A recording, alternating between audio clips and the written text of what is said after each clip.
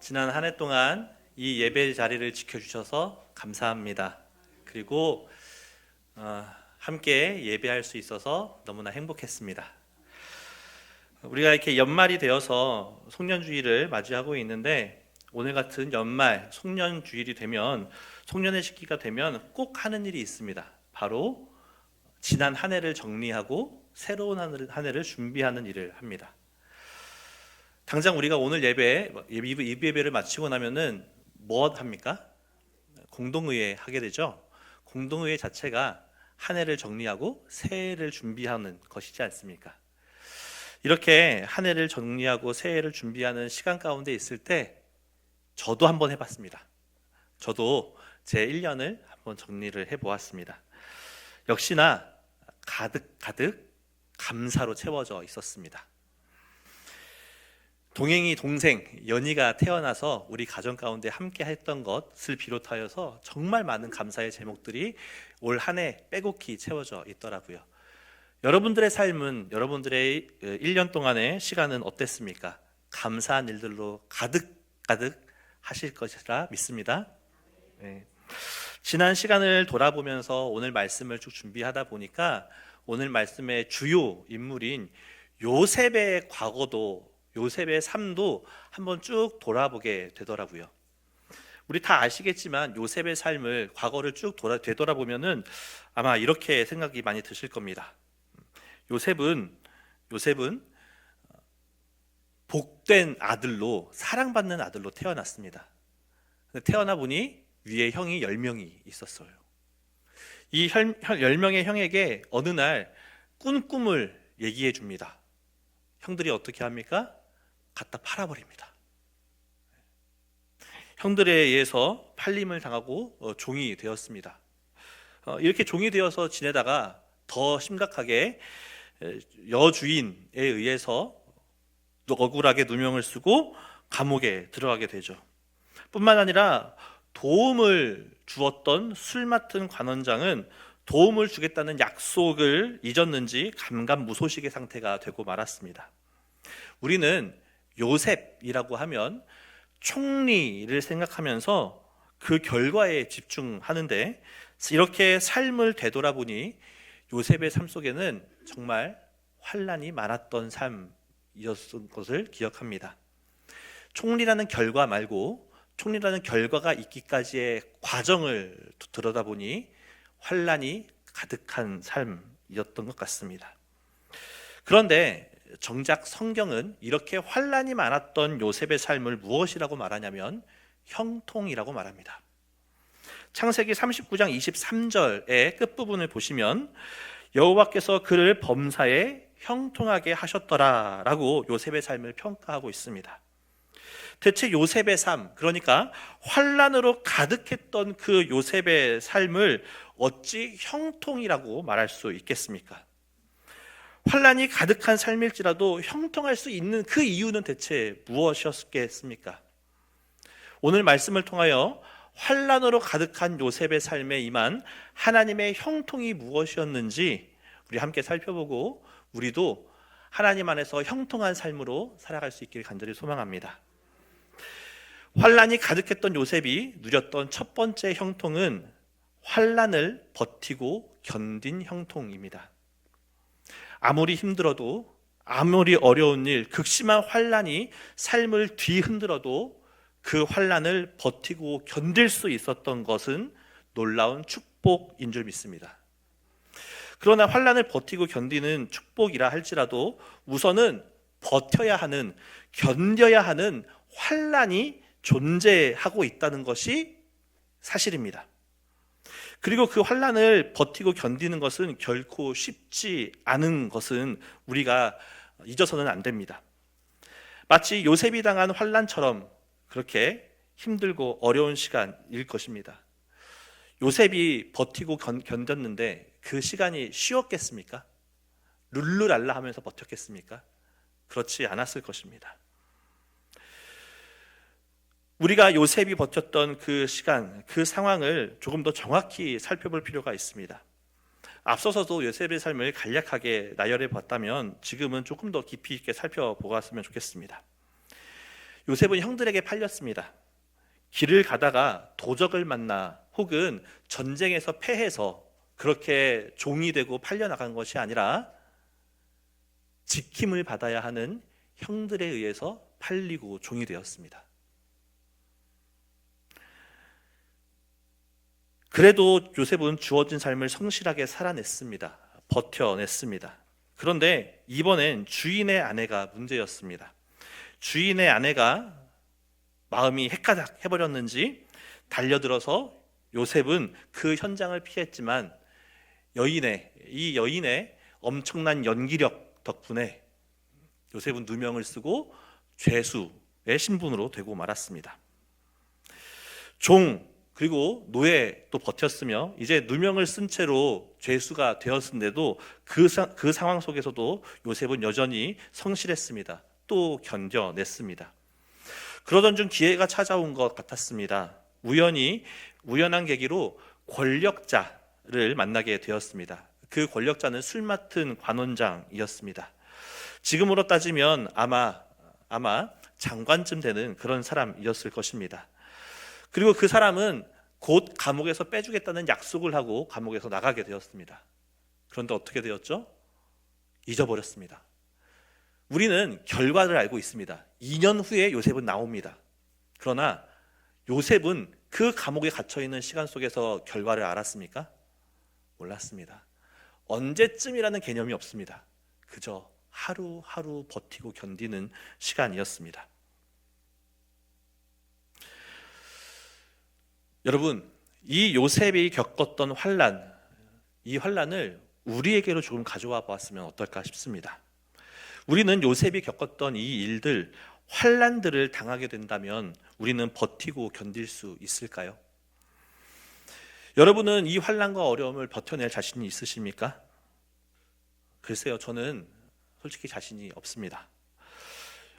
이 수많은 환난들, 첫 번째 환난, 버림받았던 환난, 두 번째 환난, 누명을 썼던 환난, 세 번째 환난, 소망을 잃어버렸던 그 환난, 이 세 가지를 요셉은 견뎌냈습니다. 그런데 저는 이 세 가지뿐만 아니라 단 한 가지만 찾아오더라도 버텨낼 수 있는 자신이 그렇게 없습니다. 여러분들은 어떠십니까? 버텨낼 자신 있으십니까? 단 하나도 버텨내기 힘든 것이 우리의 연약함입니다. 사랑하는 여러분, 그런데 요셉은 버텨냈습니다. 견뎌냈습니다. 그런 중에도 요셉은 최선을 다해서 살았습니다. 성경에 나와 있진 않지만 요셉 또한 얼마나 힘들고 괴로웠겠습니까? 그런데도 버텼습니다. 이렇게 요셉은 버티며 살아갔는데 저는 요셉이 특별해서 버텼다라고 생각하지는 않습니다. 요셉이 우리와 달라서 버텨냈다라고 생각하지 않습니다.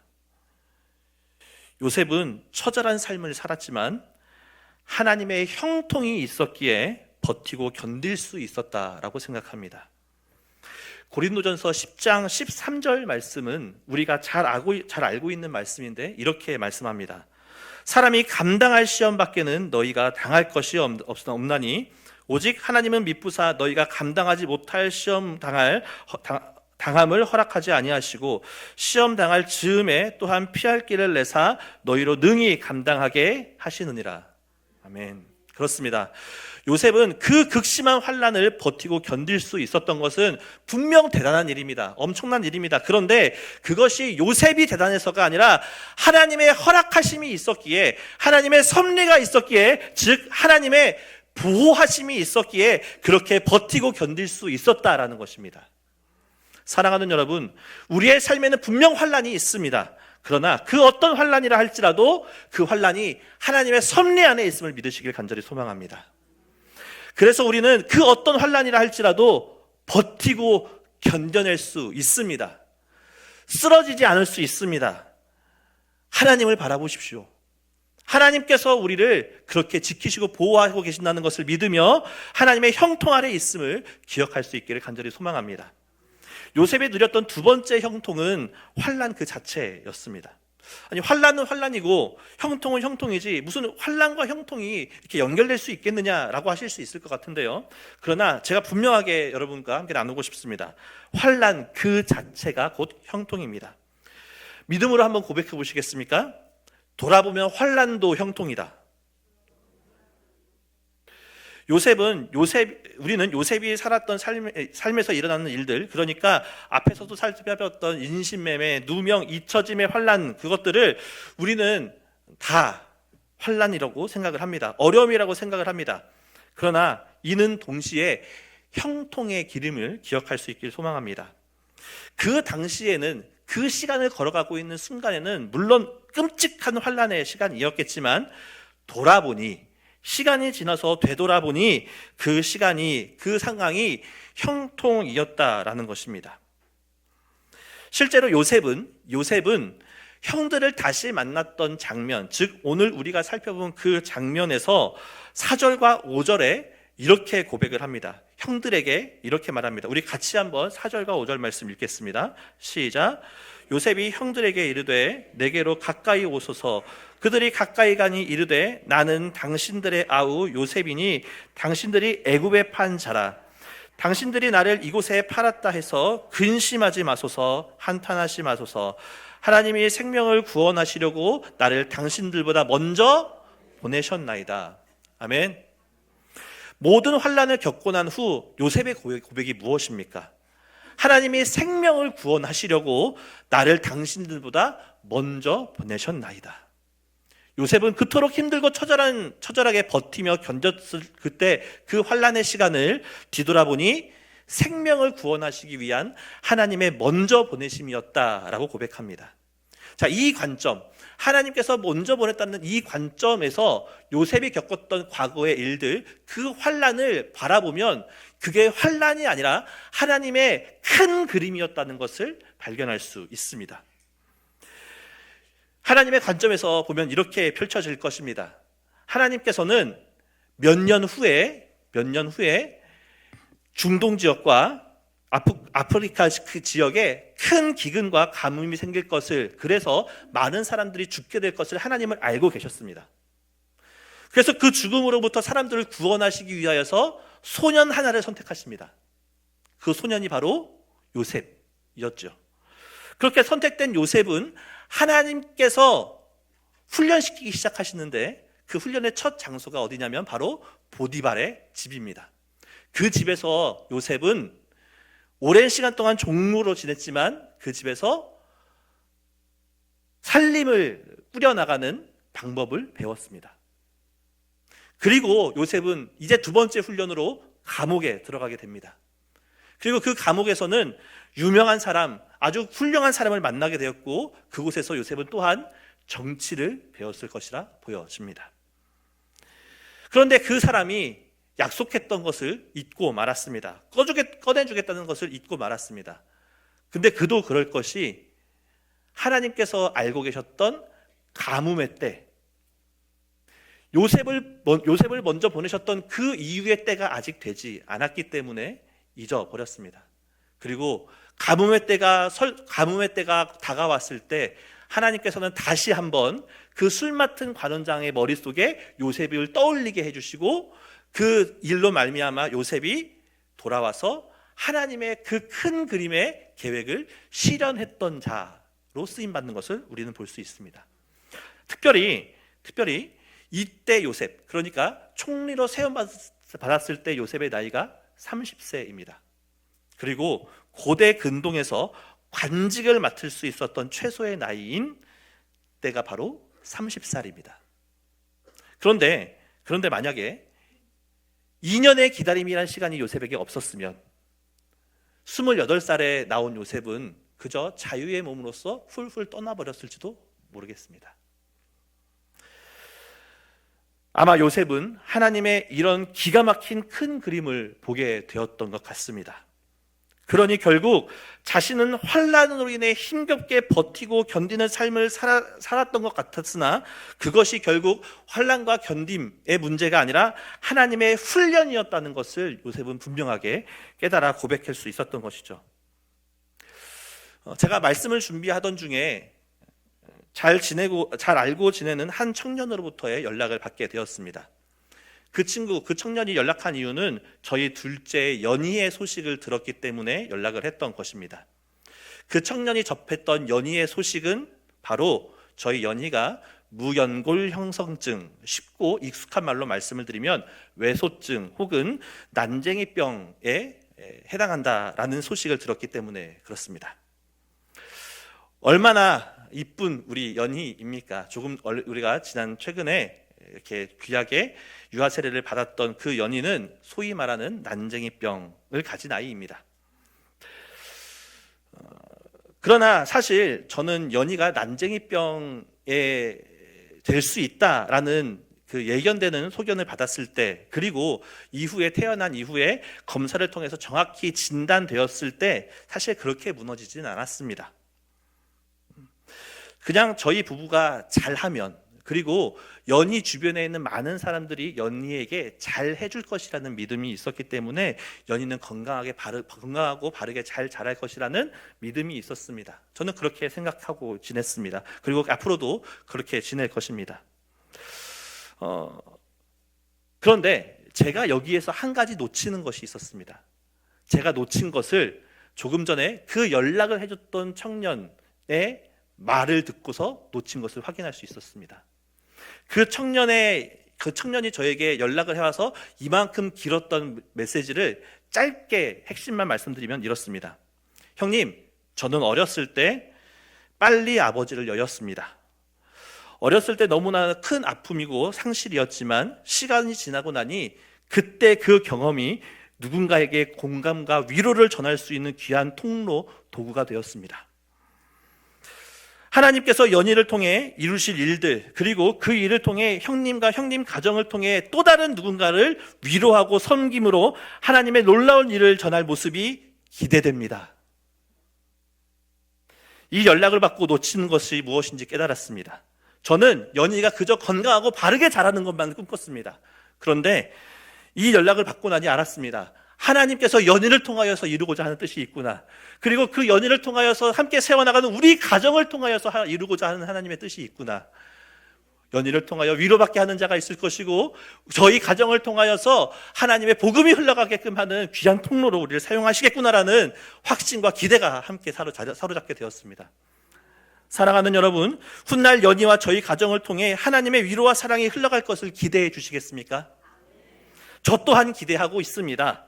하나님께서는 연희와 저희 가정뿐만 아니라 이곳에 있는 우리 모든 믿는 자들의 삶을 통하여 하나님의 선하신 뜻이 이루어질 것을 믿고 기대하고 있습니다. 설령 지금 겪고 있는 일이 힘들고 어렵다고 하더라도, 환난으로 가득 찬 것 같아 보인다 할지라도 하나님께서는 우리를 돌아보면 그 모든 것이 형통이었다는 것을, 하나님께서 이루고자 하시는 큰 뜻을 이뤄가는 그 작은 조각이었다는 것을 우리가 이 시간 다시 한번 깨닫고 누리는 삶을 살아갈 수 있길 간절히 소망합니다. 요셉이 누린 세 번째 형통은 하나님과 동행한 형통입니다. 조금 더 정확히 말씀드리면 환난의 시간 속에서도 하나님은 늘 요셉과 동행하고 계셨다라는 것입니다. 성경에서 요셉의 이야기는요, 창세기 37장에서 시작을 합니다. 그리고 40장에서 총리로 세움을 받고요. 그 이후 아버지 야곱의 죽음과 요셉의 죽음을 끝으로 창세기 50장이 끝이 나게 됩니다.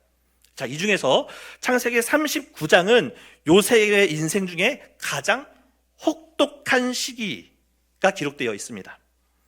종살이가 시작되는 데서부터 누명을 받아서 감옥에 들어가는 그 혹독한 시기가 기록된 현장이 바로 39장의 내용입니다. 그런데 이 39장을 앞과 뒤에서 하나의 중요한 특징을 가지고 있는데요. 이 중요한 특징을 좀 쉽게 설명을 드리면 햄버거 있지 않습니까? 햄버거의 위아래가 뭐가 있죠? 빵이 있습니다. 햄버거 전체를 감싸고 있는 것이죠.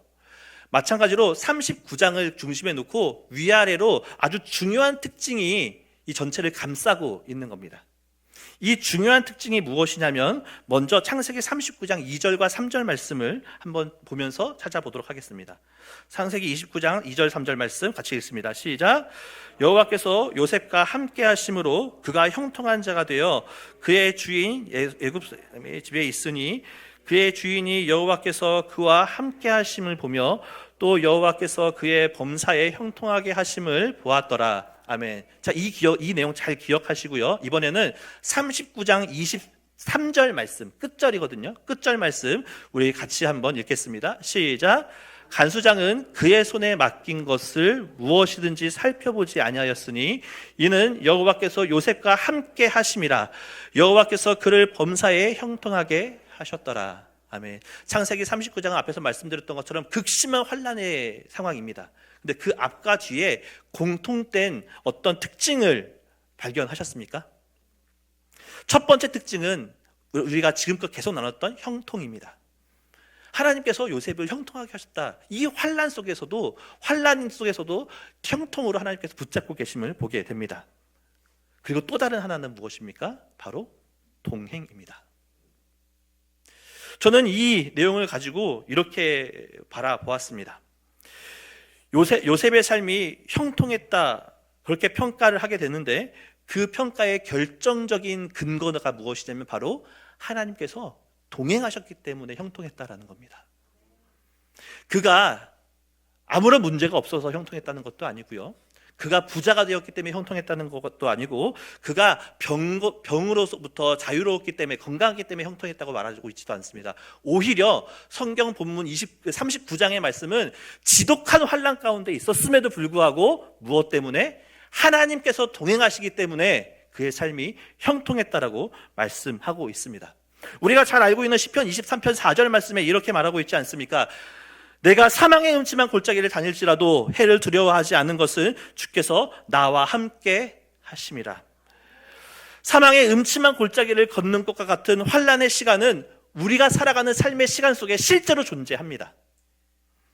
부인하고 싶지만, 없는 척 모른 척 하고 싶지만 모른 척 할 수 없을 만큼 실제로 우리는 환난을 날마다 매 순간 겪으면서 살아갑니다. 그러나 그 사망의 골짜기가 우리를 짓누르지 못하는 이유는 무엇이냐면 그 가운데 하나님께서 함께 하신다는 것입니다.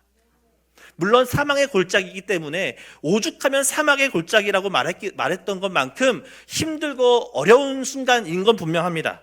그러나 하나님께서 그 순간에 함께 하고 계시다는 겁니다. 하나님께서 그 순간에도 우리의 손을 붙잡아 주시고, 하나님께서도 그 순간에서도 하나님께서는 우리가 떨어지지 않도록 붙잡아 또 돌보아 주신다라는 것입니다. 그래서 찬송가에서 이렇게 고백하고 있지 않습니까? 주 예수와 동행하니 그 어디나 하늘나라. 사랑하는 여러분, 하나님께서 우리와 함께 하십니다. 이 사실을 잊지 않기를 간절히 소망합니다. 절대 변치 않는 이 사실을 꼭 기억할 수 있기를 소망합니다. 하나님께서 우리와 함께 하십니다. 기쁨과 감사가 가득할 때에도, 슬픔과 환난으로 무너질 때에도 하나님은 늘 우리와 함께 하십니다. 이 사실을 기억하심으로 어떤 환난 가운데서도 하나님의 형통을 누리는 우리가 되기를 간절히 소망합니다. 사랑하는 여러분, 올해 여러분의 삶은 어떤 사건들로 채워져 있었습니까? 바라건대 지나온 2025년 여러분들의 삶이, 우리의 삶이 주 안에서 감사와 기쁨이 가득한 삶이었기를 간절히 소망합니다. 그러나 그 안에도 분명히 환난의 때가 함께 있었다는 것을 기억하실 것입니다. 또한 이 환난의 때가 우리의 삶 속에서 늘 공존하고 있다는 것은 분명한 사실입니다. 그러나 기억하십시오. 하나님께서는 우리가 환난의 때에서도 형통으로 인도하셨다는 그 과거의 시간들을 기억할 수 있길 간절히 소망합니다. 여러분들 그러시죠? 하나님께서 우리의 삶의 형통의 시간들로 채워나갔던 그 시간들을 기억하시죠? 그런데 그거 아십니까? 다 아실 텐데 우리가 과거를 돌아보는 이유는 무엇입니까? 2025년을 정리하는 이유는 무엇입니까? 2026년을 준비하기 위해서, 더 먼 미래까지 준비하기 위해서. 2025년에 이러이러했으니, 우리의 삶이 이러이러했으니 2026년도 이러이러할 것이고 그 이후의 시간도 이러이러할 것이다 라는 겁니다. 오늘 본문에, 오늘 우리가 나누고 있는 말씀으로 적용해 보면 하나님께서 2025년에 우리의 삶을 형통으로 이끄셨습니다. 그렇다면 2026년도 형통할 줄 믿습니다. 비록 그 시간 속에서 또 마주하게 되는 환난이 있을지도 모르겠습니다. 그 시간 속에서 또 다른 어려움을 우리가 자초하게 될 수도 모르겠습니다. 그러나 기억하십시오. 하나님의 형통이 우리 삶 가운데 가득하게 있습니다. 사망의 음침한 골짜기를 다닌다 할지라도 동행하시는 그 하나님, 우리에게 평안함과 안식을 주시는 그 하나님 안에서 참된 안식과 기쁨을 누리는 우리의 삶이 되기를 간절히 소망합니다. 기도하겠습니다. 사랑해 주님 감사합니다. 우리를 사랑하여 주시고 우리에게 주님의 한량없는 은혜를 부어주시니 참으로 감사합니다. 주님, 우리가 살아가는 시간 속에서 하나님의 그 놀라우신 뜻과 은혜를 다 알지 못하여 때로는 힘들어하고 좌절하고 슬퍼하며 낭망하기도 합니다.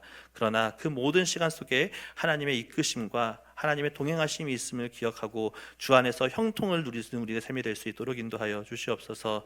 주님께서 우리에게 주의 놀라우시고 신실하신 은혜를 펼치실 것을 믿고 감사드리며 사랑이신 예수 그리스도의 이름으로 기도합니다.